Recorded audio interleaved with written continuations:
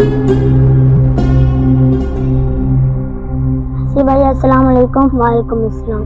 سی بھائی کیا حال ہے؟ ٹھیک آپ سنائیں؟ میں الحمدللہ سے ٹھیک ہوں۔ سی بھائی مجھے ایک بات تو بتائیں جی، حضرت امام حسین علیہ السلام شہید ہونے کے بعد یزید کتنے دن زندہ رہا؟ ہلاکت یزید، شہادت امام حسین علیہ السلام کے بعد یزید کو بھی ایک دن چین نصیب نہ ہوا۔ تمام اسلامی ممالک میں خون شہادت کا مطالبہ اور بغاوتیں شروع ہو گئیں۔ اس کی زندگی، اس کے بعد دوسرا سال 8 ماہ اور ایک روایت میں 3 سال 8 ماہ سے زائد ہٹ نہیں رہی۔